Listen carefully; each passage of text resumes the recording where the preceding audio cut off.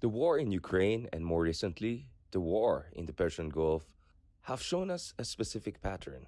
Not long ago, people thought that if superpowers, whether it's a land army of Russia or it's the naval and air force of the United States, once you put them against smaller nations, it's just a matter of time. Perhaps it's just a matter of days, if not hours, before a certain regime is toppled. Back in 2022, everyone thought that Russia is just going to steamroll its way into Kiev, and that would be the end of the Zelensky administration and the broader Ukrainian sovereignty. And in the case of Iran, many expected that the US, combined with Israel Air Force, would be able to dislodge the Iranian regime in a matter of hours, if not days. But one thing that we have learned from both conflicts, which have turned into globally cataclysmic quagmires, is that middle sized nations and so called middle powers are in a strong position to not only frustrate superpower predation, but to actually effectively resist them, if not even turning the tide and gaining strategic, if not tactical, victories. So, what are the lessons from Iran's successful resistance to the joint US Israeli assault? What are the lessons we can learn from Ukraine or even non state actors like Houthis who have been able to punch well above their weight by leveraging asymmetric and hybrid warfare? What is the role of geography in geopolitics? And what are the implications for the Philippines and the West Philippine Sea as far as the ongoing Persian Gulf War is concerned? To discuss all of these issues, we have a special guest. Thank you very much, Admiral, again for joining us. Marami tayong pag-usapan. I mean, we have been in conversation about the ongoing conflict on different platforms over the past few weeks, but as we speak, there are again major developments and all of that. Now, before we go into what's happening again in the Persian Gulf region and the operational, tactical, and strategic lessons, I want to start with some of the alarm bells that is coming out of countries in this part of the world. So there was a report by the Financial Times the other day where a top national security official in Taiwan basically was warning that they're worried the US is getting too bogged down, that they're getting distracted, that the interceptors and weapons they're using there, uh, it's running out at some point and it's going to put allies in peril. But at the same time, interestingly, there was a top Taiwanese expert who said the lesson also from Iran is that apparently decapitation would not work if you have a well organized, decentralized, mosaic defense strategy. So there's some Taiwanese also looking at this and saying, well, actually, if China does decapitation against us down the road, if we learn from Iran, we can also do what Iran is doing and sustain asymmetric warfare and all of that. So clearly, there are now open conversations by some of the frontline allies in Asia about the direct strategic and operational lessons that they can learn from Iran. Where do you stand on this, Admiral, in terms of this argument that this conflict is probably more net positive than net negative for China? Okay, let's unpack muna yung first question mo about whether it's a distraction. I think it is. And I think Trump was trying to avoid that, but I think he got bogged down dito sa Iran. Maybe he made some wrong assessments. There are several theaters of operations that they need to fix. So based on the NSS ni Trump, his focus is on the uh, Western Hemisphere. So that's one. Second is China. But there are other yung na-inherit niya na activities. Ukraine-Russian conflict, that's what driving yung issue sa Europe. Then of course sa Middle East, it's between Israel, Iran, and of course yung proxy actors that Iran is running in the Middle East. So I think from the get-go, Trump was trying to develop an exit strategy for all those distractions. For Ukraine-Russian conflict, we've talked about yung is he doing a reverse Nixon? Yeah. Okay. And of course, he was frustrated with the Zelensky because he was not cooperating. Dito naman sa Middle East, I think he was fairly successful during the initial run. If you remember, this was not the first time in the last few months that he attacked Iran. This was the second time. The first one is a very limited mission focused on the nuclear facilities. After that, stop na eh. Dineclare niya, okay, successful, stop. Dito, hindi niya na regulate yung pace nung operations nila. So we call this is what we call a mission creep. You went already beyond. And maybe the reason dito is hindi clear ano yung political and state nila when they started this conflict now. I want to talk about that because I think this 12-day war was exceptional in many ways because I think they Iranians were clearly flustered, and they were trying to survive the tit for tat with Israel. And I think the first 3 or 4 days, it was not even clear whether they would survive. And I remember like even the Chinese were not making any statements until they kind of realized, oh, actually Iran might come out of this alive in terms of the regime, right? So I think back then Iran was not in a position. I think how many hours it took before they responded to the initial attack against the command. But after the 12-day war, Iran immediately adjusted, right? They developed this mosaic defense strategy, something they have been working on for quite some time. And they anticipated that the ceasefire would be basically a prelude to the next big war. And this time the US would be involved. So the US buildup was there in weeks to come. So I think a lot of people, we have been warning that this time will be different. And the Iranian former Supreme Leader Khamenei also made it clear this time will be a regional war, meaning we're going to target all US bases in the region, which operationally is easier for Iran because these are closer bases than Israel. They need just their medium short range missiles for that. And they can do saturation. So the reason I'm mentioning that, Admiral, is because I just feel there was a big degree of analytic malpractice. I'm not sure we disagreed on this, but I heard a lot of people saying, of course, there's the usual argument, oh, Iran is 2 weeks away again. Like every 10 years, they're 2 weeks away from getting nuclear weapons. But it was also this idea that hurting Iran hurts China. Therefore, this is a perfect way to wage the new Cold War against China. And I was always a bit skeptical about that if Venezuela is your basis, because Venezuela, of course, plays a big role in what's happening right now because it was so easy for the US seamlessly to quote unquote do regime change or transformation. There was a Delcy Rodriguez there. But also, like, Venezuela was always within the American sphere of influence. It's so easy, I mean, in terms of operational ways for the US to get involved militarily. And Venezuela, no offense to them, they were never the kind of military force that Iran is. Forget about China. But I also had a problem with the framing that you hurt Iran, you hurt China, because while it's true that 80-90% of Iranian exports, oil exports, go to China, Iran is actually a small part of China's oil imports. Much of the oil imports are actually from the Arab countries in the Persian Gulf. And more importantly, China actually does not rely that much anymore on oil imports compared to before because it has built up massive renewable nuclear and coal-powered energy domestically. So I slightly had a problem also with that, this idea that, oh, no. If you hit Iran, you hit two stones. You help your friends in Israel, at the same time, you also help China. I had problem with that kind of framing. 4 weeks almost into this war, how do you see this, Admiral? Okay, of course, alam naman natin there are 3 levels of war conflict eh. Strategic, operational, tactical. I still believe that the strategy sound, the operational execution are flawed. So, I still believe na it's still China. Consistent naman si Trump eh. He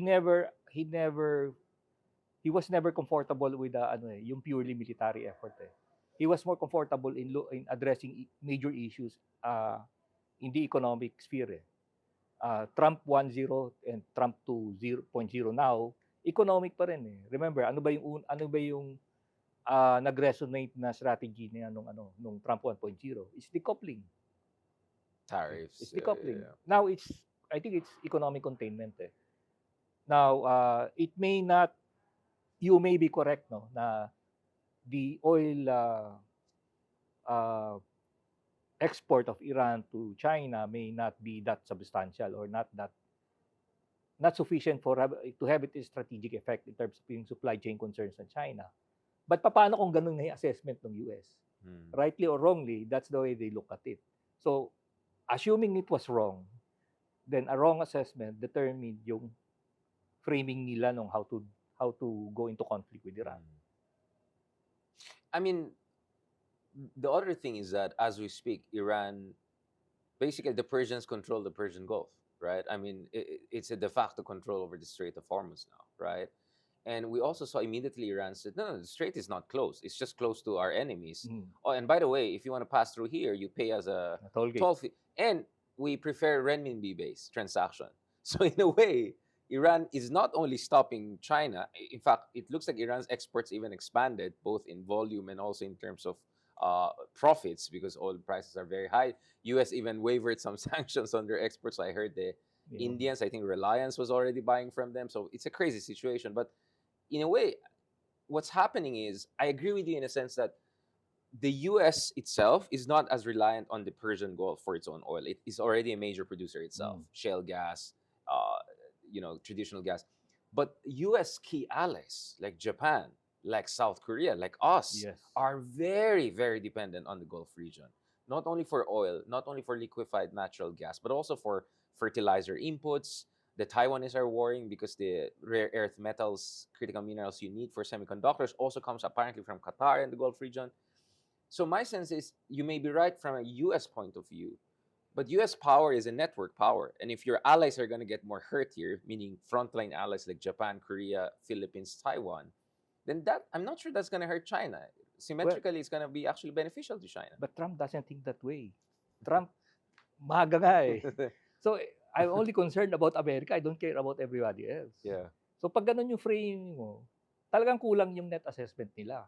you're Kasi right. they were looking only after their own interests. They didn't consider na meron silang partners na may tatamaan nung ginawa nila. Not only as in the Asia, specifically yung agad, but yung partners nila sa Middle East ang unang Oh, yeah, tamaan they're the front line. Yeah. dun sa Now, yung toll gate ng Iran ngayon, I think So, that's the ano eh. The That's Hormuz the Canal, let's call it. Yeah. that's the critical yung counter ng Iran that seems to have worked eh. Kumbaga right now, Iran is holding the world as hostage eh. Using yung oil supply, yung control of the oil supply because of the Strait of Hormuz as a leverage. And I think Trump realized na sa long game talo siya. Hmm. Okay. So, Can you explain why? Because Trump always says, "Oh, we destroyed their navy. They have no air force and all." So why is Iran so capable of controlling that place? What gives them that ability, operationally and tactically? well, number one, the geography of the Strait of Hormuz is, I think it's 2 nautical miles wide. Yeah, It's madali siyang i-control eh. it's like a superhighway, Yes, 12 lane. it's like imbudo siya eh. And you don't need a sophisticated weapon system to actually control that. If we relate it to our situation, sa Cebu to Strait, ano ba yung ginagamit ng mga Abu Sayyaf? And tumaas yung premium doon, remember, nung they Right. start kidnapping or kidnapping all those crew ng mga barko na dumadaan sa Cebu to Strait. The premiums increased. Suddenly, Cebu to Strait is a parang conflict area na. And what did it take? Just a speedboat and 3 or 4 gunmen on the speedboat na sasampa ng barko. So you don't need again, asymmetry or use of asymmetric approaches combined with very The geography. Yeah. I mean, geography yeah. that allows you to employ asymmetric approaches, then you have the leverage and the advantage. How did they not anticipate that Iran would do that? I mean, they thought they would be paralyzed once they get the first hit. I mean, I'm trying to wonder, like, Iran always warned they're gonna at least mine the I mean, like, what are the lessons we learned from the tanker wars in the 1980s? Because this is not the first time Correct. It's there not was the an first attempt time. at weaponization of the choke point. Yes. I think the reason why the Fifth Fleet, the US Fifth Fleet Yeah. is there to actually protect, In Bahrain, yeah. yes, yung area na yon. So medyo may failure doon. Because Ah, Iran hit the heck out of the Fifth Fleet. I mean, I correct. think they didn't anticipate that. They're gonna hit Bahrain very hard. So parang ang at the get-go, parang when you go back, no, yung parang tanong mo nag-wargaming ba sila before they went into this? Exactly, yeah. Kasi parang kulang eh. The net assessment would have provided you already a sense of ano yung options available. Tapos if you put yung historical context of the Strait of Hormuz, Yeah. hindi pwedeng hindi mo maiiwasan yung conclusion na okay, they will go for the Strait of Hormuz at some point in time. I think they were too confident na with the decapitation strike, they were too confident using the Venezuela experience, Yeah. the recent one. Parang okay, if I take out the political leadership, guguho na yung buong gobyerno, buong estado. Or the second layer will cut the deal with me. Yes. But Mm. it didn't happen eh. Yung mosaic strategy which you refer to may have been one factor doon. Right. But eventually, ang inato rito kasi you have to take each state in different contexts. What worked for Venezuela will not necessarily work again for other areas. which should have been a common sense position, but I think this is where affective politics. I mean, there's a whole literature about how emotions shape political decisions, right? Yeah. There was the high of what happened in Venezuela, costless regime Mhm. change or whatever Trump wants to say. There was, of course, the horrible the protest situation in Iran earlier this year, and this whole narrative that the Iranian people want to be liberated, and then you had this pump priming basically by all of these people who had an interest in U.S. joining Israel in this supposed final battle to liberate Iran. And I think that kind of narrative, the emotions around it and all, really that's something that got Trump's attention, I think, and that's why we see a lot of sloppiness, to be honest about this. But is this gonna have? I mean, I hear a lot of Suez Canal analogies and all of that, which I slightly have a problem with because, first of all, I'm not sure Gamal Abdel Nasser was able to score any major military victory during the Mm. Suez Canal. Right? I think basically his military was wiped out in the Mm. opening hours by the Israeli, French, and the British. It was more of he just hunkered down and just like sunk ships there and just closed it off. And it took the new superpowers, US, to basically tell off the British and French. But the reason people talk about the Suez Canal is because they say that uh, that crisis precipitated the total end of the British Empire and also the French Empire, right? And for a while, it even put the Israelis on the back foot. Um, what about this conflict as it stands? Could this be also a kind of an imperial decline marker? Because there's already a new narrative emerging, which I'm also skeptical of because US still has tremendous amount of power.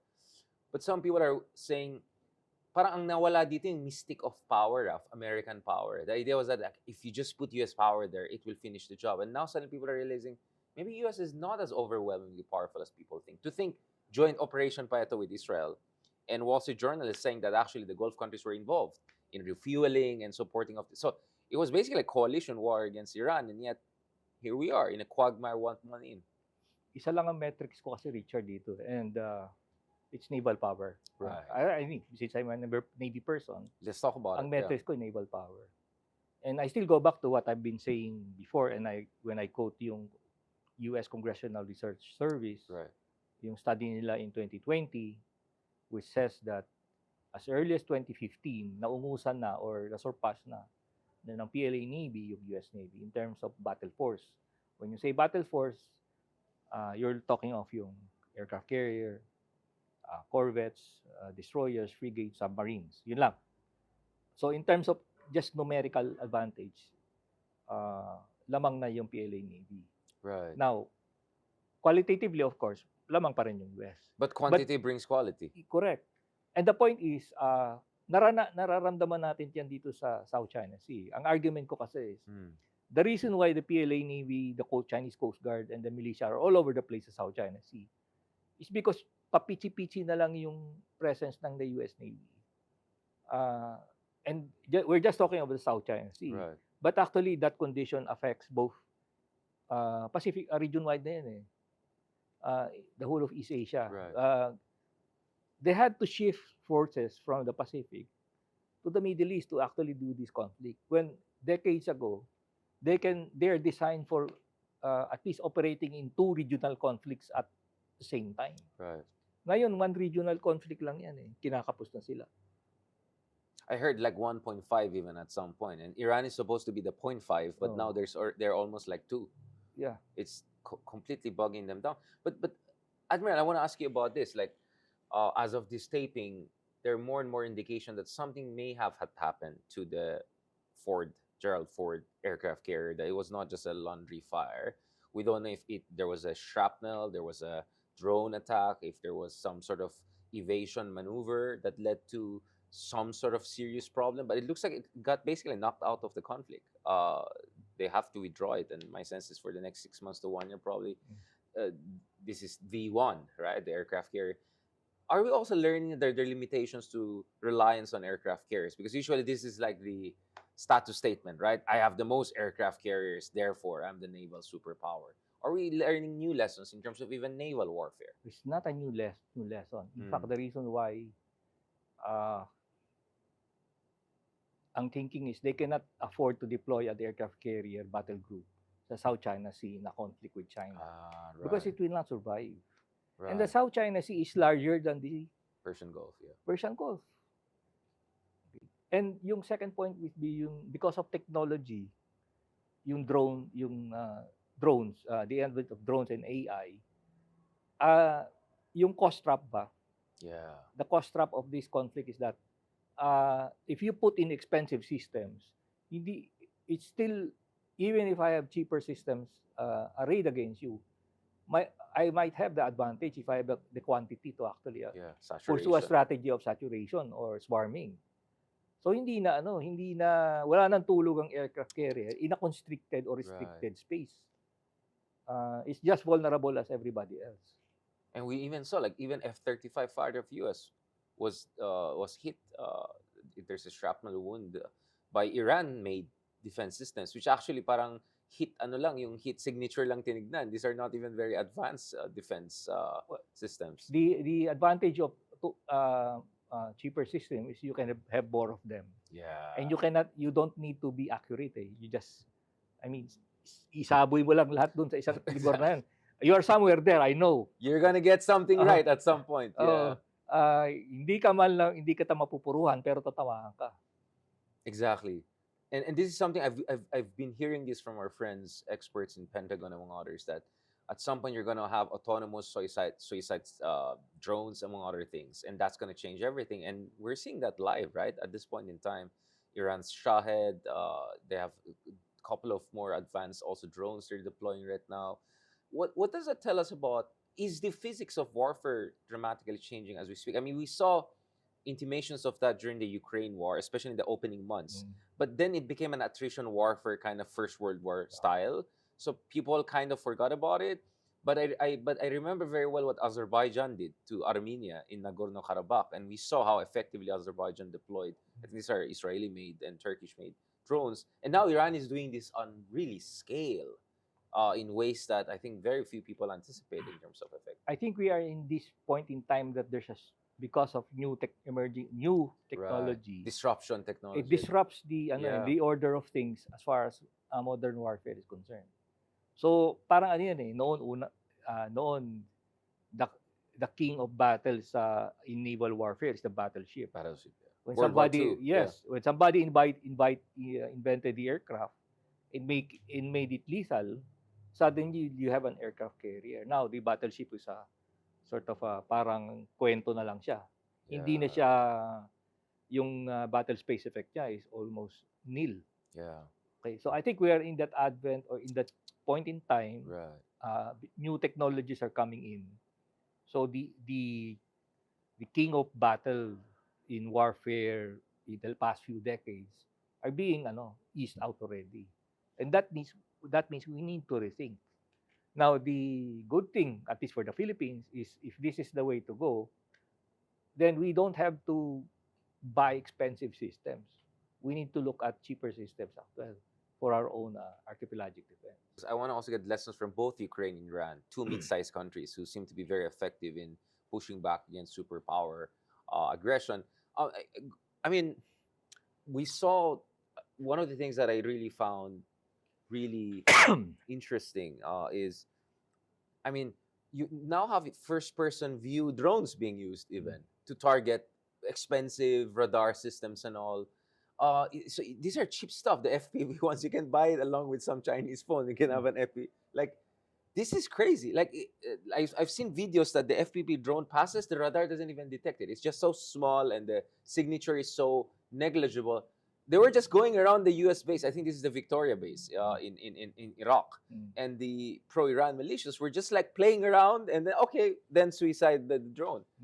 That's scary if you look at that. That means practically, forget about major powers like Iran in that world. That means non-state actors will also have significant. Yes, non-state actors, pwede na rin. Because the technology is commercial of the shelf. Yeah. Commercial of the Timo warfare ang tawag ko dyan. Parang Timo, you can order on Timo yung mga weapons of mass destruction. Yeah, pwede i-order mo lang online delivery. That's where we are now. So we are in a transition phase, you would say. Like the physics of war is changing in many ways. I think we are there. I think normally naman technology outpaces doctrine. Right. So the technology is already there. Yung agile state and non-state actors are the first one to adapt. Uh, but if the analogy is in business, the bigger the business concern, Yeah. the less agile you are. Eh. So startup to, parang So, startup yung company. startups are the one leading the Yeah. pack, kumbaga. So, if you're big business, ang tagal yan bago mag-ano. Kasi, to translate what is happening now in the emerging technology into doctrine, matagal yan. And pag na-doctrinize mo na yan, uh, if you operationalize that, it's even mas matagal. Okay? So, it will take some time bago na ma-integrate yan into major powers can integrate that. New technology and translate that into new doctrine and then operationalize it. But if the Schumpeterian creative destruction cycles are even faster, right? Like the new technologies are coming up on a faster basis, that gap between doctrine and technology is going to get bigger and bigger, right? Correct. That's the difference with the past. Look at Ukraine as an example, a concrete example. Basically, devastated yung armed force niya. Yeah. So they have to start fresh and they recruit people from all over the place. So they had this hindi naman advantage, no? The circumstances, because they have depleted manpower, they had to recruit everybody available. Yeah. But because you put in new people without yung excess baggage of Yeah. the doctrines that were provided to them in an existing organization, so mas adaptive sila. And dito nakita natin nagmanifest yung parang the entire Ukrainian armed forces was a startup. Yeah, it's a startup defense industry nation. Yes. Yeah. It's a very interesting way of looking at it. I had more like the Timo warfare in my mind, but the startup model is also very interesting from a doctrinal management point of view. So now let's bring it back to the Philippines. We're a mid-sized country with a population almost as big as Iran and Ukraine combined. But we discussed this earlier. One reason why Iran and Ukraine can sustain these operations, I mean, in the case of Ukraine, obviously they have help from NATO, from Europe, and all. Iran much smaller. The support they're getting from Russia, more intelligence and all. But one thing we talked about was still the industrial base. People forget that both Ukraine and Iran are pretty industrialized nations. They have vast manufacturing bases. Both of them are capable of producing millions of drones, right? In the case of Iran, also thousands of missiles, ballistic missiles. What is the lesson there? That national survival in our new world disorder is automatically tied to our manufacturing base capacity, defense industry capacity? Hindi lang yan. Ang lesson learned natin for the past few years is supply chain. Yeah. If you do not get that tucked in right away, even if you have the best army or best armed forces, eventually logistics, yung favorite mo is logistics, yung supply chain mo will put you in a disadvantage. And doon, when you look at supply chain, then papasok ka na ngayon, ano yung industrial capacity mo? Yeah. Okay, let's take the example. I mentioned about yung US Navy earlier, yung diminished battle force capacity niya. My own thinking is, in a way, the US was a victim of globalization. Yeah. Kasi yung industrial capacity niya, they had to export it somewhere else. Outsource lahat. Yung shipbuilding capability niya, saan napunta? Korea. Korea, Japan, China. And to some extent sa Philippines, although very limited way. When they shifted to an information-based technology or information-based economy, they have to let go. Now, ang challenge ngayon is, can they bring it back? I doubt. Onshoring.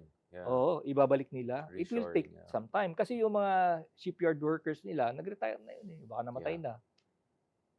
Once you close that, it takes time to restore that into operational, in a capacity that it was performing decades ago. Okay, so it's not only yung physical plant, it's also the human wear. Saan mo kukunin yun? So I think that's why they resorted to having the South Koreans invest in one of their shipyards sa US. But inevitably, this goes down to how US allies in Asia will step up to the game, right? Like, because Japan and especially South Korea have massive industrial capacity, especially in shipbuilding. Korea is already top 10 countries in defense exports. A lot of our defense capabilities. New Uh, arsenal of democracy daw sila ngayon. well, new arsenal exactly, and they're already helping Poland and some of the frontline Mm. European countries who are helping Ukraine in turn. So while the U.S. manufacturing industrial base has been hollowed out compared to its needs and its projection of power, it has very capable allies in this part of the world, right? So what does it mean, Admiral, in terms of network support, in terms of collective deterrence or integrated deterrence, if I use that term? And how can the Philippines play into that? Can we be part of a new network of defense industries in Asia? Because clearly, China, I think now thinks time is really on its side. The US is running out of all the tomahawks and all the high-end ammunitions it's using against Iran. They're going to be bogged down there diplomatically and strategically, if not military, for quite some time. The mystic is gone. This idea that the US has this overwhelming magical power. Now, there are memes about US all over the place. So where does that leave us? Because I feel there's still a lot Japan can offer us. Korea can do. The Indians are also stepping up, right? I was in India 2 years ago for a major summit, and I noticed some of the Indians, some of the admiral came to me and said they're looking at actually. They said the Iranian missiles are actually good. Like people don't understand that technically speaking, they're quite good, right? So you can see the Indians are learning from everyone, from the Russians, from the Iranians, from the Chinese, from the Americans. So where does that put us, Admiral? Okay. My answer this, I frame this as part of yung advocacy ko of the Philippines going into unilateral arrangement. Yeah. Kumaga, part of the package is, the package in a unilateral arrangement is, of course, there's the defense and security cooperation. Yeah. But also, when you talk of economic resiliency as part of your unilateral arrangement, kasama na rin yung defense industry collaboration. If we need to look at contextualize that into yung supply chain issue which we discussed earlier. So dapat let's just talk of shipyards. Okay? And talk of mag-John Porter tayo, competitive advantage. What is the competitive advantage ng Pilipinas vis-a-vis the shipbuilding industry of Japan or South Korea? Labor costs. Manpower. Right. Yung yung talent ng Pilipino Correct. worker. Yun yung competitive advantage natin. Ang advantage ng Japan is technology and of course capital. The same with Korea. Question, ilan yung Filipino shipyard workers ngayon na nasa South Korea? I think there's a lot. I don't know, but I think There there's a could lot. be a lot, yeah. Baka These are yung people who work in Hanjin Yard before. baka Yeah. andun na. Yeah. So what I mean is when we look at supply chain, we also look at yung complementarity of capacity or capabilities to be able to put up a product. So we're co-develop this with them. Yes. Yeah. So ang ano ko dito, like for example, shipbuilding. Coast Guard needs ships. It doesn't need sophisticated ships. It just needs a lot of them. So why not build it here instead of building it in Japan? Kaya naman natin eh. Yeah. So this is where a multilateral arrangement will allow for, let's say, okay, for sophisticated ships, doon gawin sa Japan or South Korea.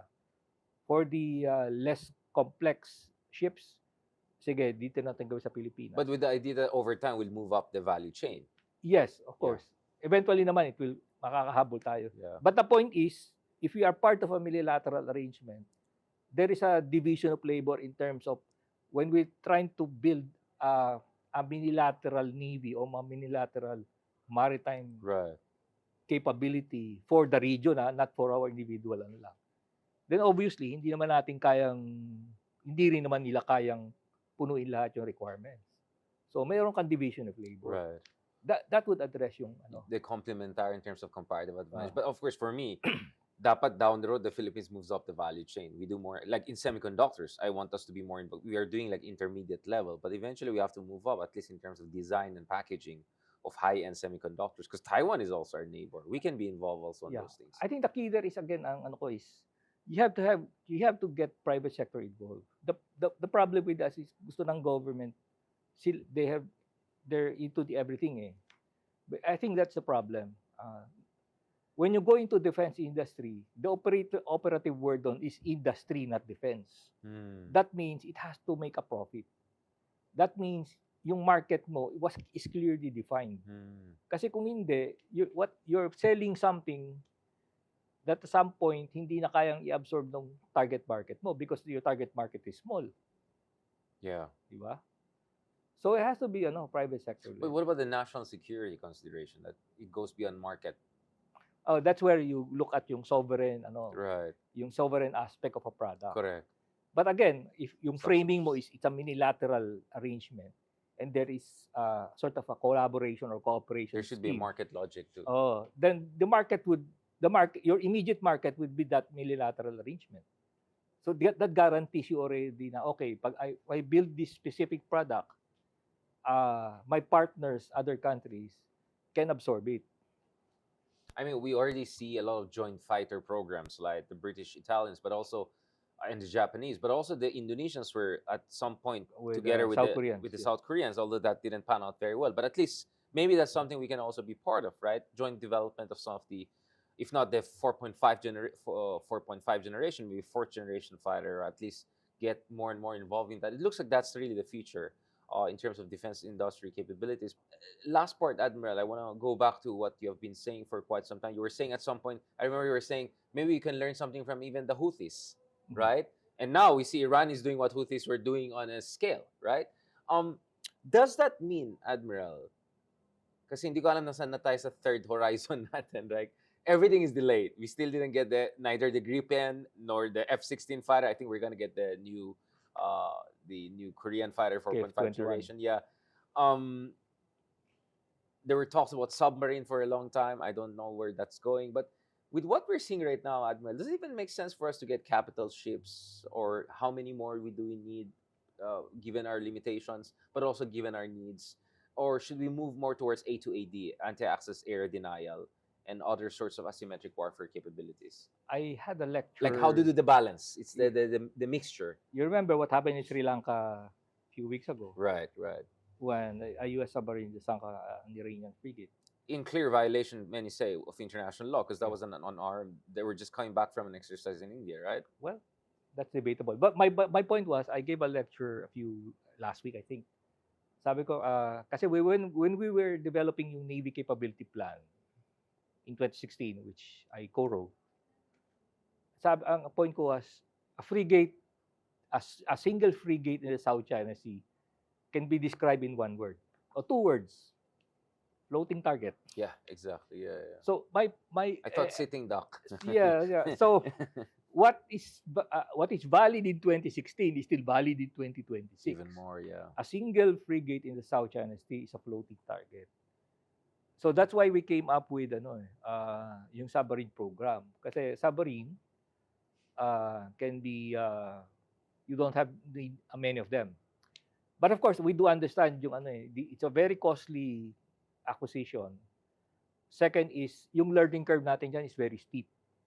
We're starting from zero. So if the Department of Defense is no longer interested in that, we jump already. We go to unmanned systems. Kasi unmanned systems, yung learning curve mo is much. And you can use AI at some point, I on suppose. AI, Yeah. Ang nakita ko lang ethical consideration doon is, kasi I broached that idea to some American contractors na kaibigan ko. Sabi ko, ito yung concept. Sabi, no sir, that would be a violation. You cannot have an unmanned system that is armed and walang human intervention. It might do crazy stuff. Yeah. Yung walang human intervention. Dapat meron pa rin. Okay, so let's just do an ISR thing that moves around getting data. Yeah. So it's not lethal kasi hindi siya armed. So yun yung So more like targeting, monitoring, but not push the bottom. Yeah. So there are and hindi lang siya acquisition kasi. Let's say triumvirate yan. Capability, meaning yung systems.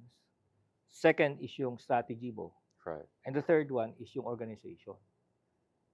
So we discussed yung Ukrainian Armed Force kanina, di ba?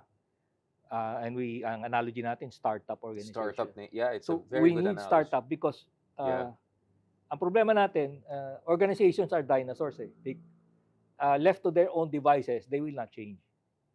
Okay. The Ukrainian Armed Force was able to change because of a very, how would you say it, parang disruptive event, which is yung conflict with Russia. So they were forced to change. But under peace conditions or in conditions natin, you love the organization so much because it provides you comfort, you will not change it. And maybe it makes sense for us to work more with Ukraine then, right? I don't think we can work with Houthis, but let's work with the Ukrainians. I think we're doing that naman eh. Yeah, like Okay. on a much more scale, because I was told by my friends, I mean, they can produce millions of drones. They're already helping Dubai and Emirates with intercepting Shaheds, Challenge is providing the ecosystem for technology transfer. right? Or co-development, joint co-development. ventures, yeah. Kasi ang conversation namin with some of the my friends in the active service is we don't want to buy a drone. No, or no, no, drones. we want to co-produce at least. We want a drone factory Yeah, that can produce that system here in numbers. Yung quantity is quality by yeah. itself. Na challenge. Wasn't there an announcement recently that the US and Japan will help us with drone factory production and all of Yeah, that? Like, what do you know about that? That's on their side, but we need to do our own Yeah. homework before we do Yeah. that. I think I attended one event, no, where there was a private industry present. Sabi nila, we have problems. Private industry na siya. We have problems with DTI. Yeah, We want to bring in some, yung I think drone din eh. yeah. A drone company wants to invest in the Philippines. But I think DTI was kumbaga yung challenge siya on how to deal with that type of So sabi ko nga, baka there needs to be a review of our policies at the Yung defense batas level mismo, and the yeah. trade and industry level. Kasi baka walang alignment. Or there should be a special agency in DTI to deal with defense-related Pwede rin naman. investments. Yeah, I've articulated yung French model ng ng Right. Ministry of Defense nila. When there's just a specific bureau, department in the ministry that focuses on acquisition. And the They armed take over, forces yeah. is just operating like a customer. Sa atin kasi hindi. One size fits all eh. The armed forces is part of the requirement determination. Sa French model, interesting. ang tatanungin lang sa'yo, what do you need? Okay, pag na-produce na nung department na yun, papakita, approve or disapprove. Yun lang. Right. Sa atin, hindi. So you need bureaucratic streamlining. You need a clear procurement in- pipeline. the process needs to be Yeah. streamlined. And kumbaga, let's not overburden the uniform sector into matters that can be best handled by policymakers or bureaucrats more attuned to look at industry. Last part, Admiral, how do you feel about this? Are we in a world whereby the superpowers can no longer dictate the terms? Is that a world we're entering, a much more multipolar but also chaotic, messy, uncertain one?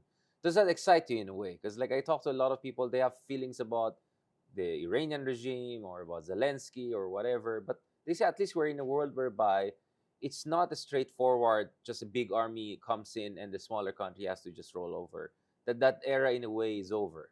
Or at least it's over if you're talking about mid-sized countries who are willing to put up a fight. How are you feeling about that, Admiral? Someone who's been analyzing Para conflicts. sinabi mo, Yeah. we're now looking at the end of Pax Americana. Right, basically, yeah. So if that ends, then if we follow the trajectory of history before, it is followed by the Dark Ages. So it begs the question, are we moving into the Dark Ages where we're looking at the balkanization of Global architecture, security global architecture. architecture? In fact, the reason why we're looking at multilateral arrangements as a solution is because wala na si Big Brother. Yeah. Hindi niya na kayang he cannot be there on all the time do pag kailangan mo.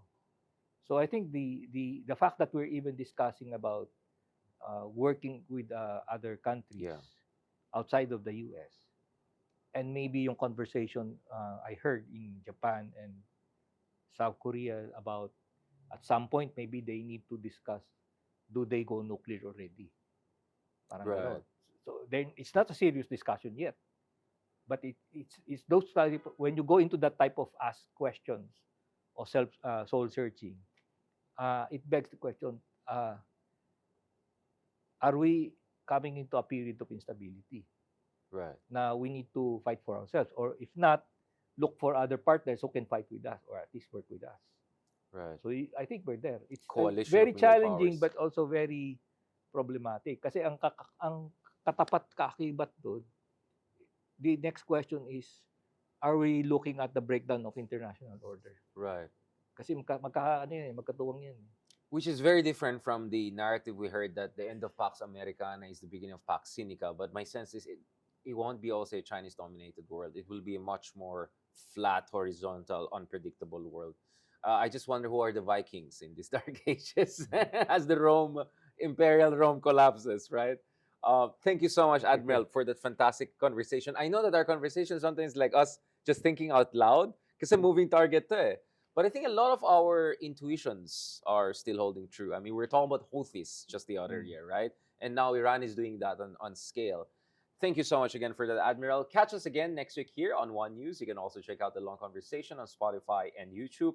I'm Richard Hedayon, and that was The View from Manila. We are One News, all sides, all the time.